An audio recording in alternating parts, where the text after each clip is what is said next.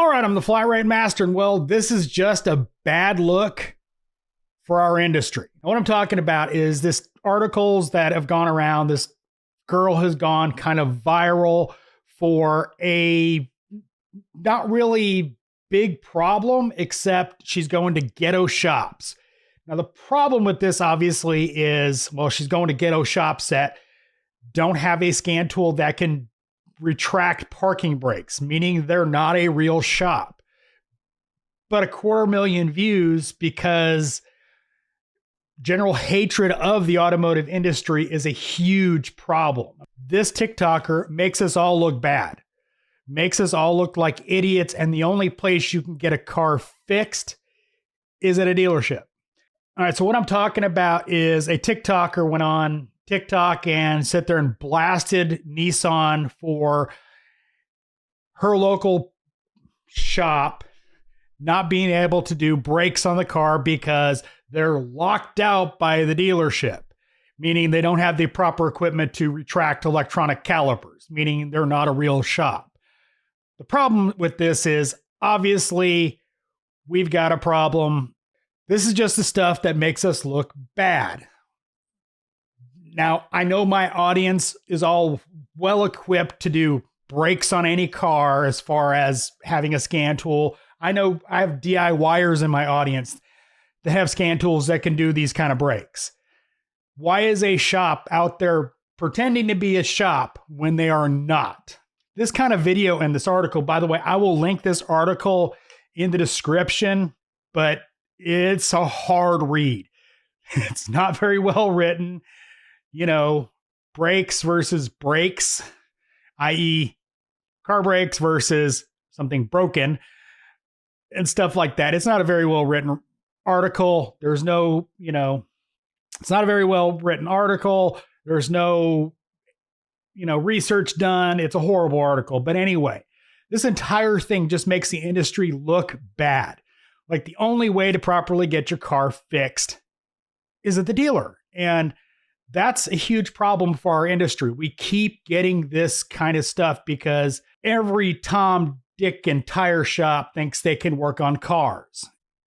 The problem for our industry is this kind of stuff keeps coming up and up and up. And while I know my audience and, the higher percentage of technicians in my audience, this doesn't apply to them. The problem is all these ghetto shops that keep popping up over and over and over again. This is what's going to continue. And I don't have a good solution for it because, quite frankly, I don't know the solution, but there's something that has to be done. And I don't know whether I don't like government regulations, but these shops, everybody talks about, survival of the fittest and these shops will go away. The problem is they haven't gone away in 30 years that I've been doing it. In 30 years, these shops continue to come up, continue to wreck cars. Unfortunately, these shops are also the ones that will pull codes and, sell a bunch of crap, not fix the car, and the customer's pissed off. They come to me or you, and then we're having to explain why we're charging them diagnostics, even though that last shop didn't because they shotgunned a part at it instead of testing. That's the same kind of shop we're dealing with, that their only scan tool is probably a little code reader that you can buy off Amazon for $20, and they're shotgunning parts. Industry needs to do better on these kind of things. I don't have a good solution. I don't think, personally, I'm not big on government intervention on anything. I don't agree with seatbelt and helmet laws. Now, I'd wear a seatbelt and I'd wear a helmet if I rode a motorcycle, but I don't agree with it being a law for an adult that we have to.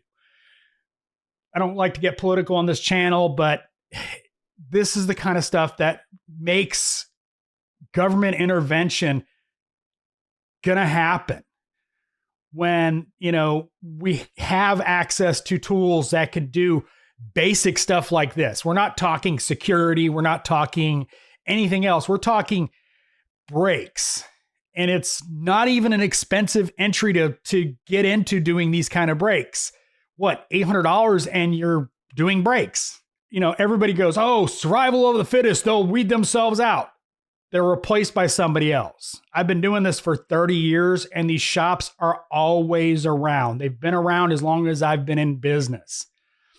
As long as I've been in this business, they've been around.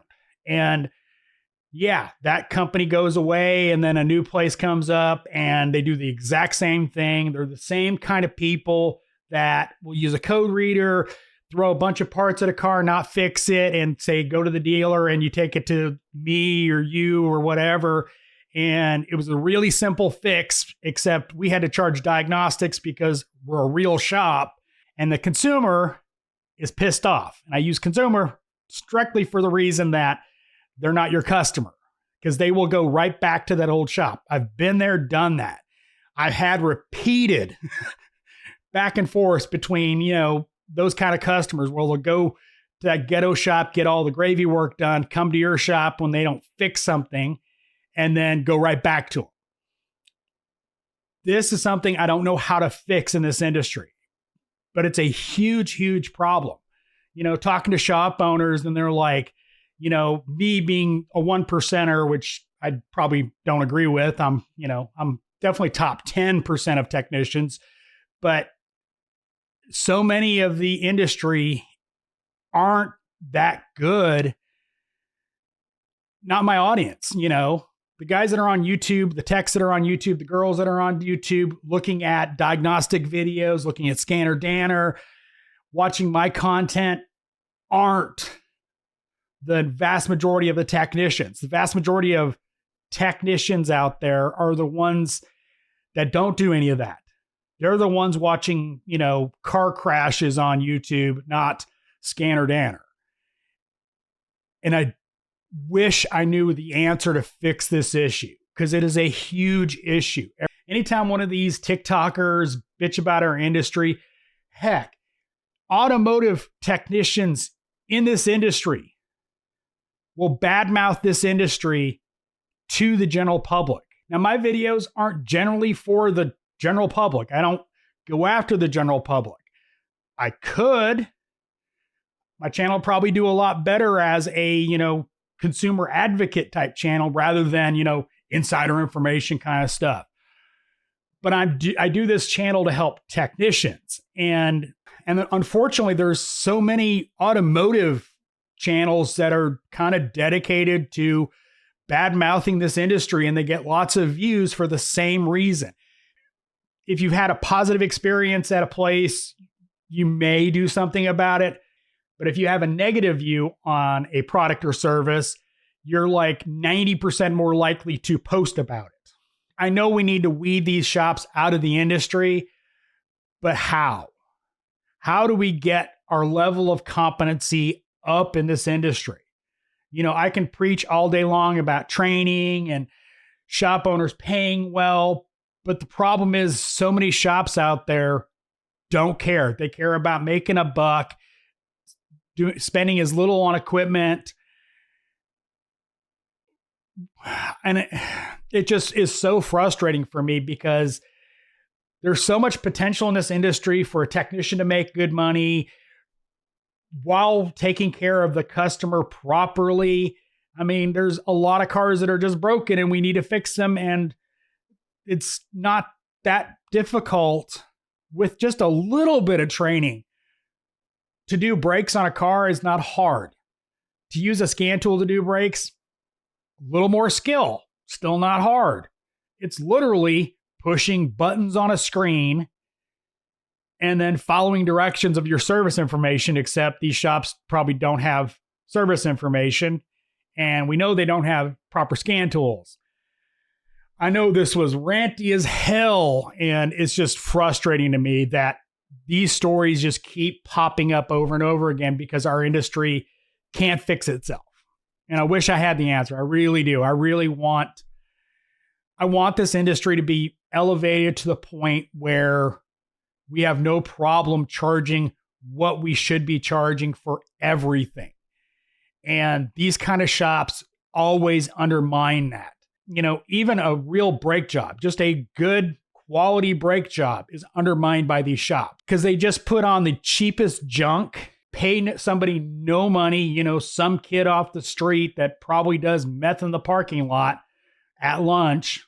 The industry needs to figure out a way for these shops to just go away. And only way I see that happening is with government intervention. And the more these kind of stories keep popping up, the more government intervention we're going to have. And that's a huge problem for me. But I don't see any other solution to get rid of these kind of horrible shops. Let me know your thoughts in the comments, because I know this was a rambling mess, but thanks for watching. I am the Flat Rate Master.